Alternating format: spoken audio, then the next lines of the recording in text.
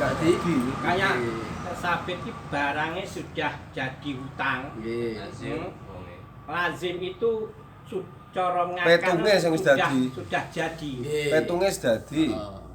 Petunge wis dadi tapi Jadi iki sabit itu enggak bisa salah satunya ngebani enggak bisa. Oh, lazim ki ngono. Iki pomo iki wis dadi hitung akad salam. Momoro sing sitok enggak sida ora iso.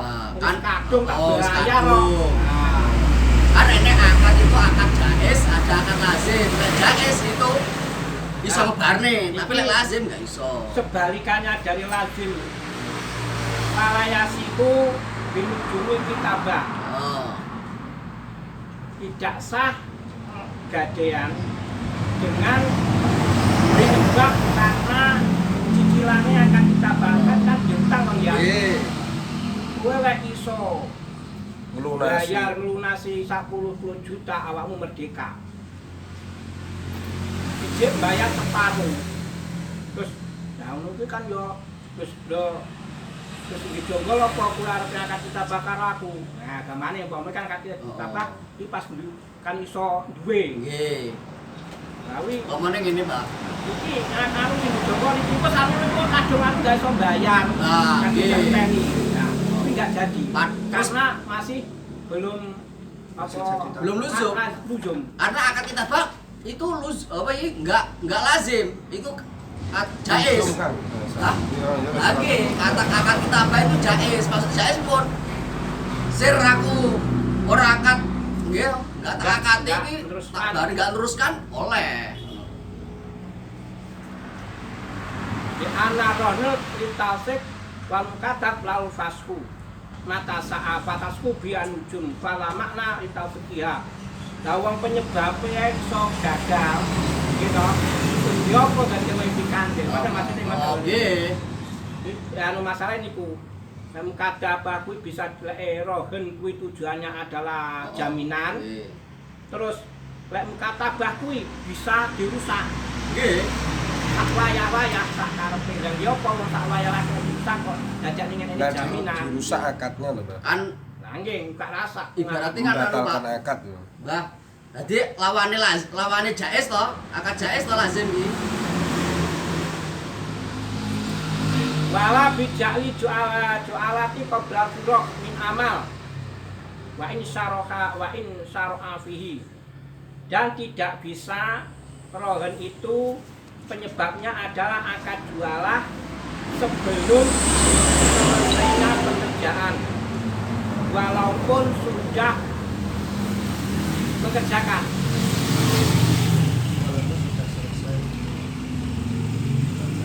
Ya sudah qabla wae. Jadi ngeten lho, wa insara'i iki enek wong ngakad jualah anu kowe sayembara apa ya kan lumayan juga bisa sayembara. Kowe lek iso balik nih, apa iso balik nih motorku sing ilang kae kowe tak wehi duit 5 juta. Ngono kuwi sadurunge apa jenenge mari penggayane sebelum senajan penggayane wis dilakukan enggak bisa. Loh, kowe kok iso ngangkat jualah karo aku jaminanmu apa 5 juta yo akeh lho. Engko sampe kok kadung ketemu langsung bayar. Jaminanku kuwi, motor sitoke kuwi. Ini mboten kenging. Bab pekerjaannya belum selesai. Nek wis penggayane wis selesai. Memang sudah berhak mendapat 5 juta. Kok urung dibayar lho. Sik to duite engko sik. Granten. Nah kuwi Granten akad jual kan akad memang enggak lazim, yaitu jaiz. Jaiz iki pemone dhek wis kerja. Oh yo tak golekane. Nggih lho. Tak golekane apa? Anakmu sing ilang tak golekane.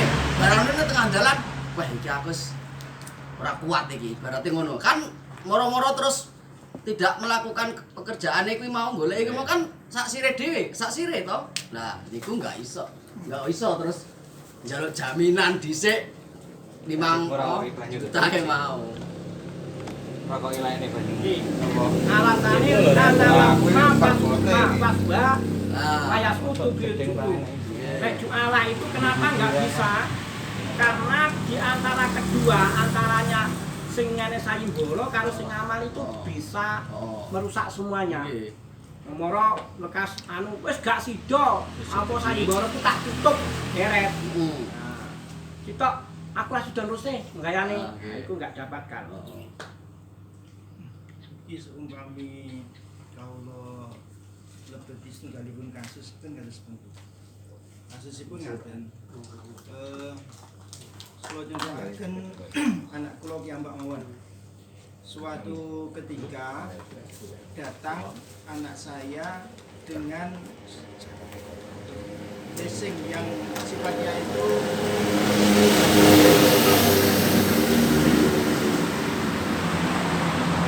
bisa menjadi perantara untuk pengadaan barang. Terus suatu hari anak saya itu ada perhitungan dengan seseorang untuk kredit mobil. Nah, akhirnya terjadi kesepakatan dengan uang muka yang disebutkan dan disepakati. Akhirnya datang kepada saya sebagai orang tuanya dalam artian untuk pemberitahuan bahwa anaknya sudah kredit sepeda motor itu. Jadi kan orang tuanya yang sifatnya itu diberitahu apakah posisi orang tua seperti ini itu sudah termasuk orang yang menjamin daripada utang tersebut.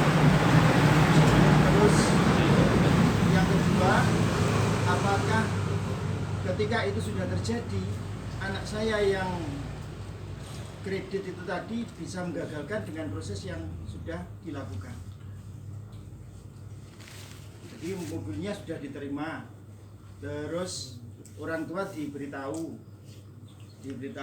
ikut tanda tangan dengan perjanjian tersebut. Akhirnya proses berjalan di perjalanan waktu ketika Cicilan. belum lunas itu anak saya apakah boleh selanjutnya menggagalkan apa yang sudah disepakati tadi. Ini Pak Ahmad kaitannya kali ini kok lho. Iki minjahati torofen apa ora anu akad iki, Mbah? Kaitane rono iku. Pelanjutnya kaitane apa terkait keleh fasahnya akad sing model iki minjahati torofen apa ora? Minjahati torofen ya ora oleh to. Moro-moro menggagalkan pertumbangan dari lawan. Programe cicilan kan aslinya malah justru di dalam kita di dalam akadnya itu malah nujumul kitab mukatabah. Heeh. Nujumul kitabah itu cicilan kuwi. Cicilan memerdekakan budak. Cara digampangnya lek dikiasne malah justru cicilan itu adalah ada bahasa cicilan itu hanya ada pada kitabah. Maksudnya ngoten lho cara gampangnya lek di arahnya ke cicilan, nek diarahnya ke utang, ya monggo. Kalau itu kan jual beli dan laut. Nggih. Kredit kan. Nah ya, kredit itu kan jual beli. Nggih, terus. Jual beli itu kalau zakat tidak bisa. Menggagalkan salah satu nggak bisa.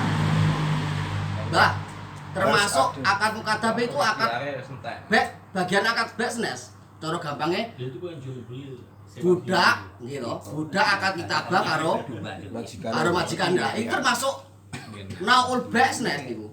Itu sanes ora. Makan katabah kuwi. Jenenge wis jenenge aktung tabah karo aktung bek ya kudune wong. Enggak kan kaya karepe kang iku kan salam itu juga naun min anwa'il bi' lho. Enggak kitabah apa masuk dalam bingkainya. Walaupun dalam sisi lain salam itu mboten. nggih. Kuwi khusus Bab sendiri. Tapi yang perlu dipahami anu lho, leasing kan pihak ketiga. Jadi kan pihak yang pembelinya kan dealer penjualnya, cuma kan biasanya kalau hubungan dengan leasing ini kan leasing sing nukokne barang ning dealer. Nanti dealer itu kan menerima yang namanya cash tadi ya. Dia dapat uang cash dari mana ya? Dari leasing tadi. Jadi cash. Jadi hubungannya kemudian pinjam jadi prinsipnya itu dealer yang mengeluarkan barang itu dibeli secara cash. Nah, dipetungnya darah kemudian tinggal antara pembeli dengan pihak leasing. Ini petungnya kan menjadi pinjam ya. Nah, BPKB ini biasanya barangnya dari leasing. Ya kuwi sing rada umum iki ya. Padahal hitungnya karo penjualnya mengke bayarnya nyicil. Gitu artinya kok. Ya. Kan nggak tahu. Salahnya ngene lho, akotnya nang dealer lho. Oh. Dicilin dealer ora ana leasing. Makanya aku sing jadi permasalahan iku digoleki kuwi lek niki sing jelas lek akad bednya ya. Kalau akad bednya kan nggak bisa. Salah satu membiarkan batalkan kan nggak bisa. Kalau sudah akad jadi akad bednya sudah selesai, sudah lepas dari ikhtiar, itu sudah nggak bisa. Mengembalikan juga merusak nggak bisa.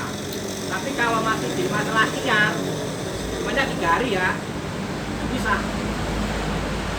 Cek kalau dino, oleh terus tak tuku terus ora, sitok yang ngono. Oleh terus tak dol ora bisa. Tapi kalau sudah hidup yang selesai masalahnya tidak bisa. Kalau bek nggak bisa. Gua terus lek terus kalau nggak didol terus cicilan piye modelnya nggak paham kalau lian. Terus intinya ketika proses perhitungan tadi sudah disepakati itu tidak boleh dari ketiga-tiganya membatalkan. Terus yang jadi pertanyaan itu ketika ini tadi kan yang nyicil kan akhirnya kan anaknya nyicil. Ketika anak tadi tidak bisa melanjutkan cicilannya dalam artian ya mungkin ada sesuatu hal, apakah ini memang menjadi tanggung jawab orang tuanya untuk meneruskan cicilannya itu?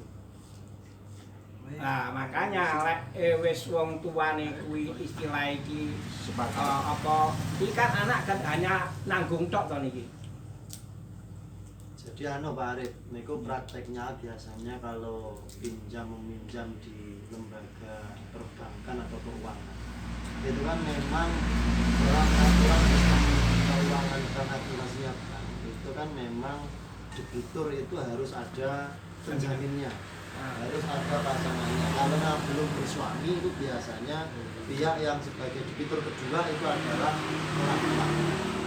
Jadi makanya biasanya, tapi ini kalau saya lihat prakteknya di setiap lembaga itu tidak sama. Jadi ada yang menempatkan posisi debitur dua. Debitur dua itu kan kalau seperti misalnya kasus jenazah orang tuanya itu pasti posisi menjadi debitur kedua. Kalau menjadi debitur kedua itu biasanya bila mana debitur satu itu misalnya berhalangan tetap, misalnya meninggal atau misalnya kebakaran dan sebagainya, biasanya debitur dua itu dalam perjanjian itu menyangkut untuk melanjutkan. Dan ada yang hanya sebatas menyetujui atau mengetahui itu ada. Jadi orang tua itu ada yang cuman sebagai mengetahui itu ada. Jadi saya pernah mendampingi anak itu ada yang modelnya seperti itu, dia masih single, belum menikah, punya orang tua, jadi orang tuanya hanya sebatas itu aja. Jadi dia tidak ikut bertanggung jawab. Waktu itu kita pernah mendampinginya, kita tanyakan kepada mantrinya, ternyata enggak. Tapi ada di bank lain kasusnya memang sebagai penjamin. Kalau sebagai penjamin otomatis kan dia menjadi ikut terlibat dalam proses utang piutang. Ini ketahui sih ya. Kalau dalam hukum administrasi nasional ya itu memang termasuk bila ada hukum Islam itu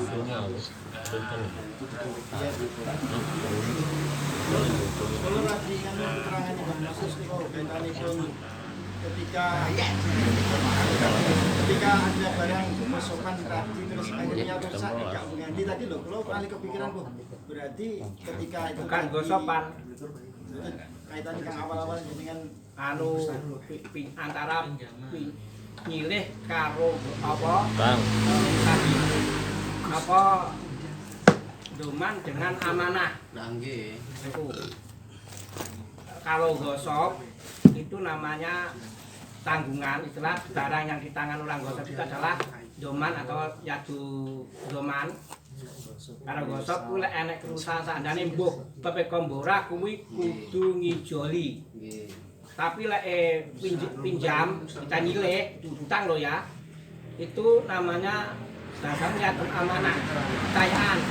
jika kerusakan itu tidak karena sembrono, ya tidak. Hanya itu saja. Justru kaya silian barang kan ya amanah to, Mbak. Nggih. Nah ya doman. Jadi ya doman. Jadi umpama sampean wani nyilene motor, kok ora kepeko, ya tiga barang iki ya ora kundandane lho. Iku memang sudah resiko. Kalau anu lho, masalah di agama lho ya. Iya. Justru ngeten, Pak. Enten lek kaidah nyilene ya